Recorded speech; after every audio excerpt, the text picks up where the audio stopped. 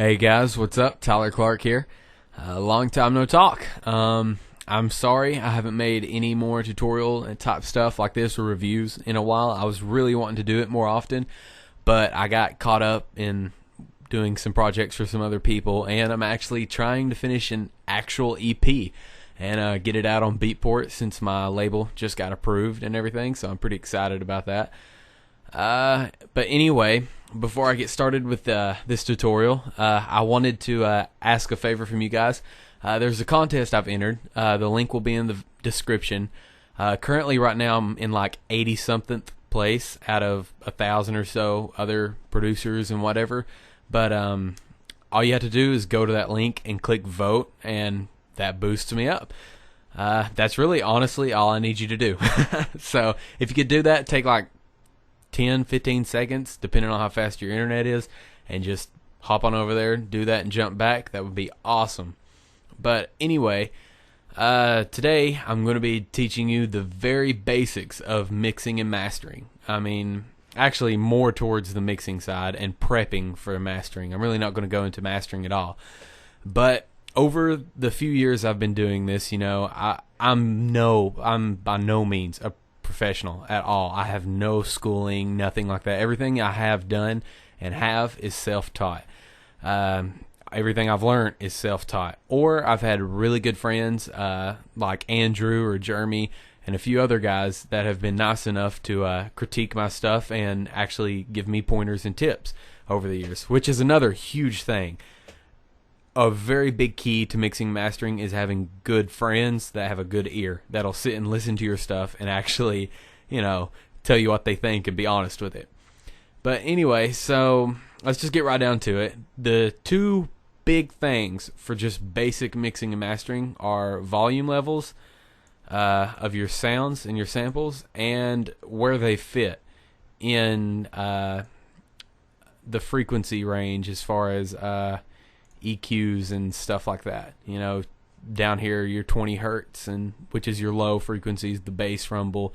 You move up 60 to 120 is really where your kick kind of hits at, and so forth, the leads up in here. But anyway, so I'm going to show you how I do this when I sit down and I start a track and I prep it for the master and everything like that and mixing it. I'm going to kind of show you the basics of what I do. First things first, we have this track right here. I've done it very quickly, very shortly, 30 seconds, just set it up here. And I'm going to show you completely unmixed. All these are, let me take that off there. All these are dry, nothing is on here, no effects, no lead. And what I have right here on the master is something that boosts it up 3 decibels, because when I go in to do the mastering of the track, I like my track to be 2 to 4 decibels, somewhere in between there. I try to keep it around 3, below the 0 decibel point. So I boost the gain up over on my master track over the mixer, so that it boosts the entire song up 3 decibels. So that way I just make sure don't hit that 0 decibel line, and when I finish I just bring the gain right back down, and voila, there you go. Now I'm at -3 dB or -4 dB for the whole track. But anyway, so I do that in preparation, and so anyway, here's this song. No effects, no EQing, no volume changes. As you can see, they're all the same, but here we go.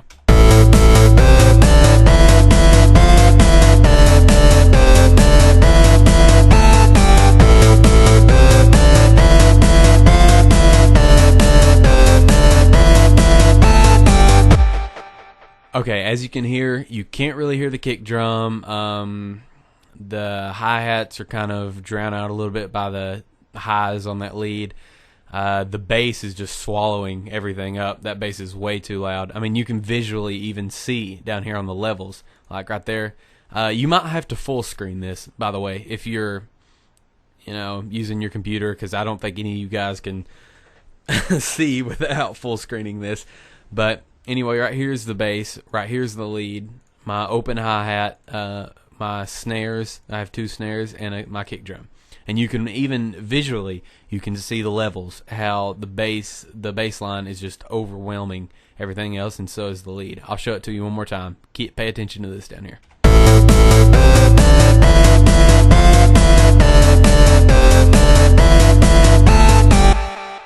Okay, so there you go. You can see right off the bat, bass line is just destroying everything, and you can hear it too. If you have, you definitely, if you're doing mixing, you want to have headphones or studio monitors. I mean, laptop speakers and iPod earbuds are just not going to cut it. I even own the Beats by Dre iPod earbuds, and they can't even come close to cutting it, to be able to give it the detail you need for people listening in cars and everything else like that, or playing in a venue or anything.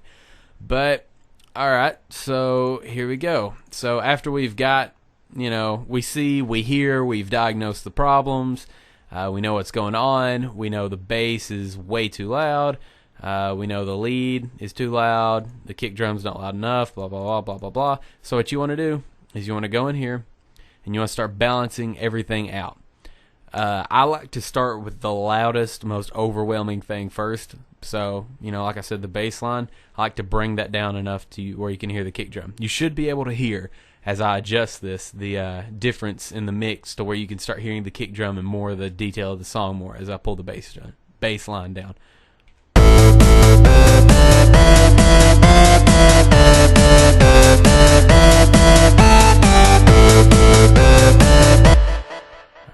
There we go. And I mean, you can hear, kick drums standing out even clearer now. And we'll completely just clear that out here in a second when I show you how to do that with an equalizer. But I'm going to go through and I'm going to adjust the levels how I see fit, and kind of doing just a quick little scan through it all and show you how I adjust the levels of a song, of all the tracks when mixing. So here I go.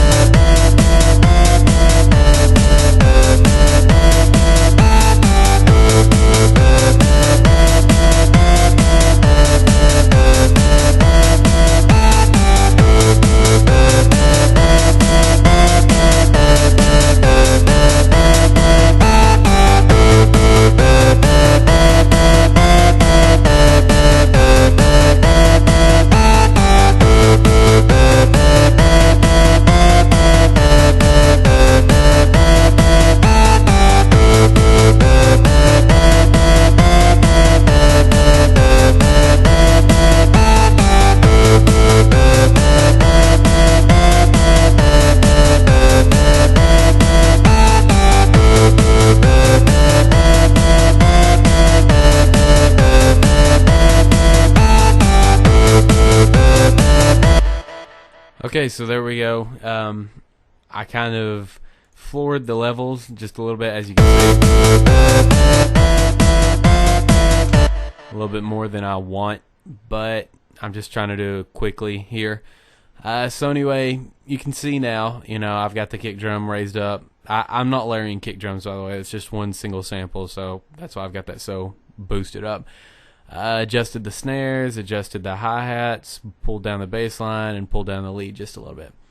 Alright, so now we have phase one of the two phases of just the very basics complete. Now I'm going to show you how to use your parametric EQ. So with this puppy right here, I'm going to show you with the bass drum.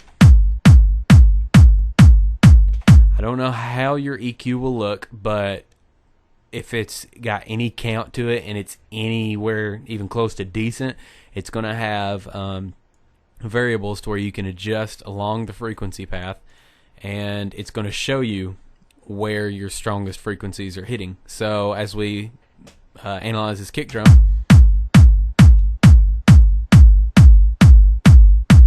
we can see it's hitting hard around the 55, 50 hertz range, which is really actually kind of bassy for a kick drum, in my opinion.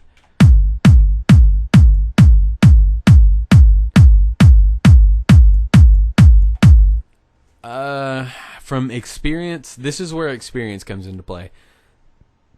Excuse me.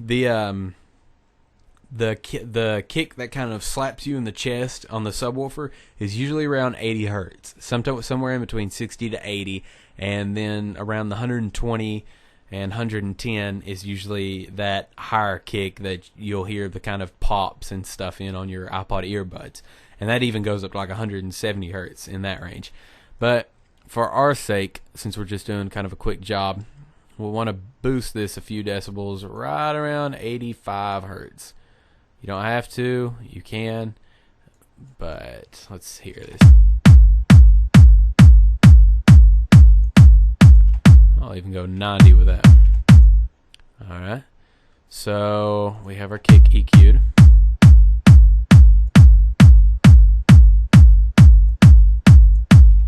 I'm going to bring just a little bit up right here. And a little more pop to it. Alright, so our snare. Let's analyze our snares and kind of put them in the EQ. Let's see. We can see it's really hot right at the 190 hertz range, so that's great. It's already spaced out far enough from the higher pop of the kick drum. So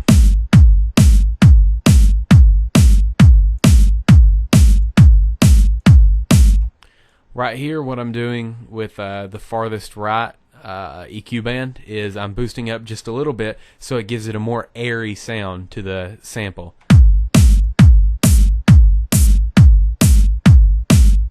I want just enough, just a little bit though, not a whole lot, not too much or you hear. But so I'm going to get just a little bit of air because I kind of like an airy snare. But check out the other one. Boost it up just a little bit, give it a little bit of air. We get the kick drum just a little bit of air too. Alright, now let's add in the hi-hat.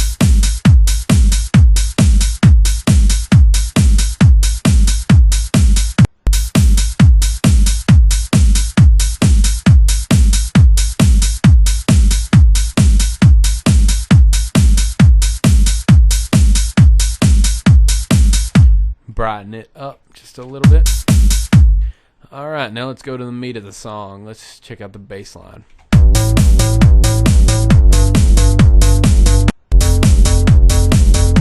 Whoa, now here's a problem that you'll run into. You can see way down here, 30 hertz range, you're going to have no rumble in your kick drum. I mean, depending on how good your headphones or your studio monitors are, you're not going to be able to hear that at all. And then if you go to a venue and play that on some monster speakers, all you're going to hear is just that rumble of that bass. You're not going to have any separation by the kick. Nobody's really even going to feel or hear the kick because that bass is so low. So what we want to do is we want to roll that bass off. Hopefully for you guys out there that are listening that are using headphones, you can hear the difference in when I roll this off down around, I'm going to roll it off about 70 hertz. From not rolled off, rolled off. Now in this case, I can still see there's a whole lot down there, so I'm going to even add another EQ.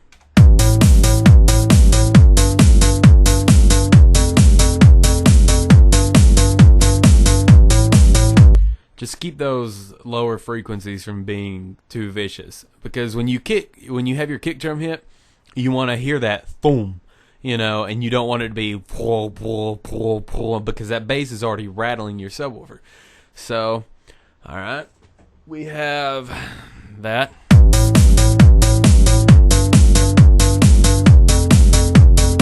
EQ'd better. Now let's check out this lead here.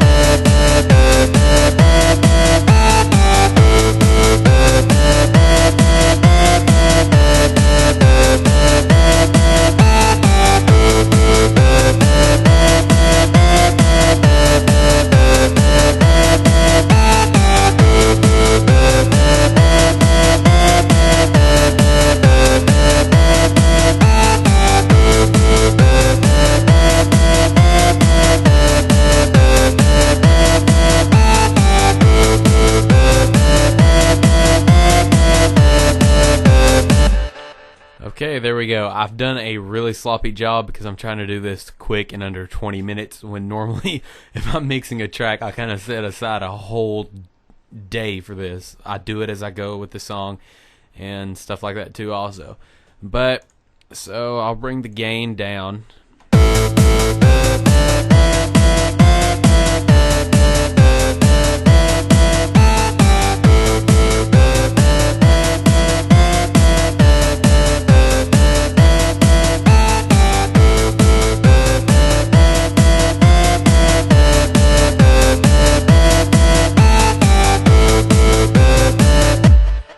Now, this is a problem that I know everyone has run into. And I just walked myself right into it, and I've been doing this for 3 years. And I've seen it coming from the beginning of this video. But you will get your levels too high. Now, that's not bad if you're making a harder track. Sometimes that's good, because everybody knows about the loudness. About the loudness war. But, you know, for the most part, we have everything separated out pretty good in our EQ bands and everything. This kick sample is not very powerful at all, and I'm not liking that. But there's nothing I can do about it now, so I should have layered it to begin with. But we'll stick with this. So what I'm going to do now is pull that up to about 3 decibels, and mixing is all trial and error. Keep that in mind. So I tried, and then I've erred. I've got everything too hard hitting and stuff. And as you can see, it's flooring on the limiter just right there at the 0 decibel line. I'll show you.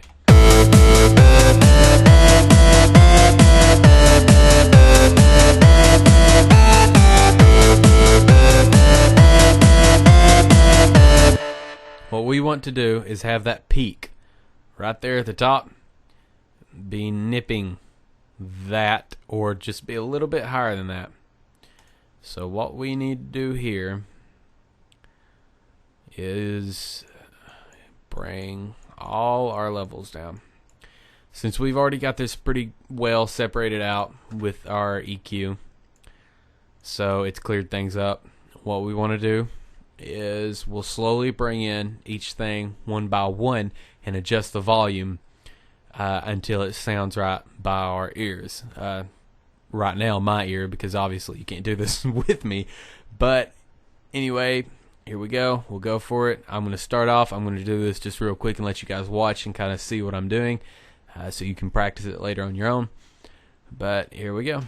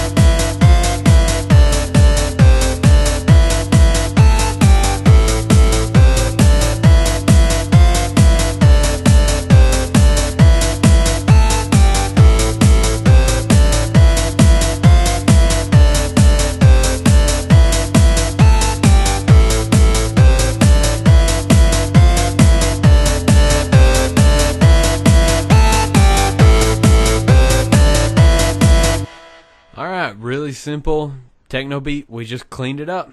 And of course, I would work a load more on this and probably take some time to let my ears rest if this was an actual song. But that right there is your basic mixing. When anyone talks about mixing a track, that's what they're doing. Assigning stuff its own frequency range and assigning stuff its own volume level. There's many more things. Like as you've seen, I added a reverb onto my hi-hat to give it a little bit more air and atmosphere throughout the song, ringing through. Or not this song, this little four bar, one measure, whatever you want to call it, 4-measure loop. There's so many things that go into mixing. I mean, mixing just covers a wide range of everything. But just to me, like I said, I'm no professional. I did not go to school for this. So if someone who's got an audio engineering degree tells you otherwise than what I've just showed you here, please follow their instructions, because more than likely I'm wrong and they're right. But this is how I do it, and it's got me by. So I just wanted to share that with you guys and show you, give you a little bit of insight into it. But to go back to this limiter thing, you can use this. Basically, all a limiter is just a brick wall compressor. You pull up the gain of the whole song, and it cuts it off wherever that most people call it a ceiling line is at. Right there, it's lower. You can see it just cutting everything off. Raise it up. Distortion. So keep it at that 0 decibel line, and I raise the gain, like I said, so that way that keeps me in check. So now, song sounds pretty good. Sounds clear. You can hear the kick drum and everything versus the how it sounded in the beginning. And now, ready for my master. Bring this down. Add my mastering plugin. Let's go with the sausage fattener. The Mr. Mean Sausage. But let's bring him back right there. Watch my levels. I use this limiter to watch my levels as I make him meaner.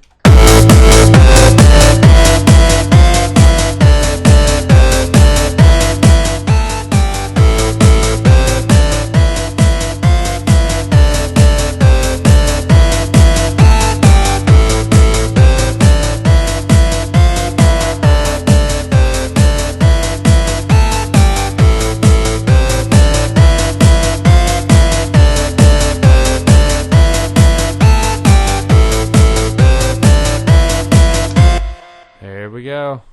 Fatten that up. Sausage fattener. No sausage fattener.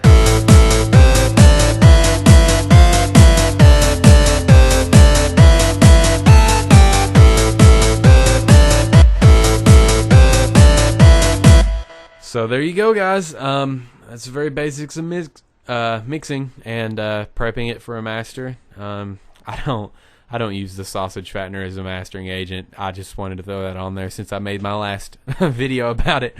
But so anyway, there you go. Adjusting levels, messing with the frequencies, maybe adding some reverb to give it some atmosphere, yada yada yada. The lower the frequency, the lower the range. The higher the frequency, the higher the range. If I didn't explain this well enough, I'm sorry, but did the best I could. So anyway, I guess I will see you guys later. I'm going to try to do some more involved stuff. Like, I'm finally starting to make some money off of this YouTube partnership deal. And rather than just keep it and be like, ha ha ha, and hoard it, I think I'm going to start trying to do some giveaways and stuff like that. Possibly, some smaller stuff like maybe some cheaper Behringer mixing products and audio products, and maybe some Beatport gift cards, something like that. But most of you will probably never hear this because it's 25 minutes into the video. If you get this far, leave a comment letting me know you actually listened to the whole thing. So, but anyway, I hope I taught you something. I hope you were able to watch and kind of learn and get an idea of mixing if you didn't know what it was. But I will talk to you guys later. See you next time.